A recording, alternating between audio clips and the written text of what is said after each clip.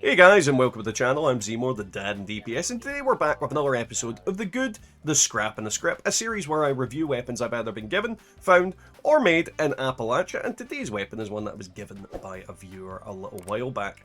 Now, this is an underrated weapon, so if you do enjoy videos like this, don't forget to leave a like, a comment, and subscribe.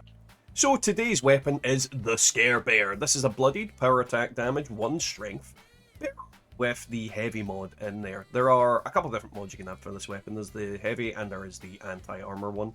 I only have the heavy on this character, but realistically with melee you have a lot of anti-armor possibilities anyway.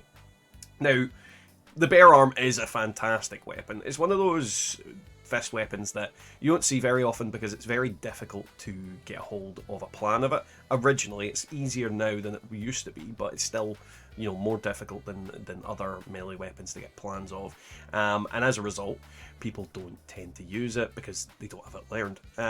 It's one of my personal favourites in terms of looks. So yeah, let's test it out and see how well it does today. So this is the build that we'll be using. If you want to see it properly, take a screenshot of it. This is the legendary perks we're using, which is very important for melee. But yeah, this is pretty much what we're using. On top of that, we're also using food buffs like your company tea and your, God, what's it called? The tasty Yao Guai meat.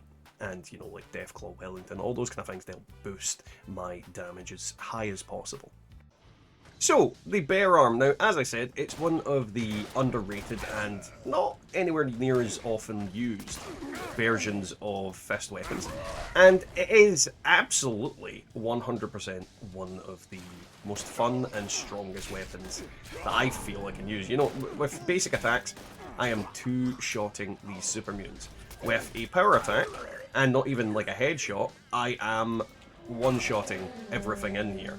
These things do not stand a chance. Not many enemies in this game stand a chance against the might that the bear arm?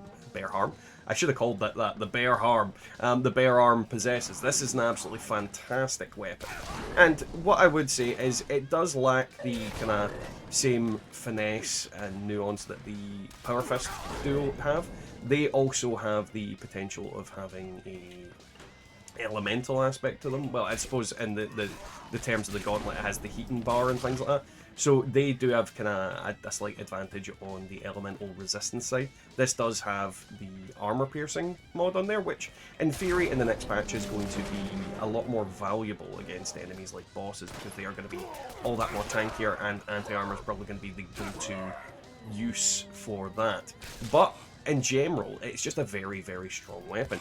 You're seeing here, like, that was a 3-star. That was literally a 3-star, ironically dropping a power fist, that we completely, absolutely devastated with a single punch to the face. And on top of that, if you're using the right build, the amount of explosions this thing's going to do as you swing it and kill things is going to be insane. It is a fantastic, fantastic fist weapon. And if you don't have a bear arm, then I would recommend that you get the plan for it. You can either get it from Project Paradise or from the mutated crates that you get from mutated events. This is quite a rare item to get from them, and to get it from Project Paradise you do need to complete it with 3 animals alive, but it is worth it. It's worth it. It's definitely a fun weapon to get, and it is droppable, so you could always just, you know, find someone who has one and buy it off them as well. Now, with the Super Mutants vanquished, we are gonna go and deal with our foe that is Jeff. Now, Jeff is a big old butthole, but what we're gonna try and do is beat the living daylights out of him. Now, if he gets a good lucky hit on us, he could be deadly. So we're just gonna whack him. I don't know what Jeff's doing. He's stomped on my head. We're trying to get some power attacks in. And you're seeing, he goes down like a big old sack of potatoes. This is a very good weapon at taking on big targets like Jeff as well as the smaller target. Now, next up we have a Mirelurk Queen. Now, I always say that the Mirelurk Queen is the best test of a melee user's general able to do anythingness. And that's because the Mirelurk Queen is a big old butt crack that does insane damage. Even the level 61 is fully capable of killing me in like a matter of seconds under the right circumstances. But she does go down like a big old sack of potatoes as well. Now, in filming this, I did test it on a level 100 one as well. And I'll probably put that up here. The audio did not like work. So I had to redo this and we got the 61, but you're seeing, like, it kills her fairly easily. And this is the thing about this weapon, is you're just able to take these big hits and just smash things in the face with it. It is not as good as its Power Fist brothers, but it's still very good.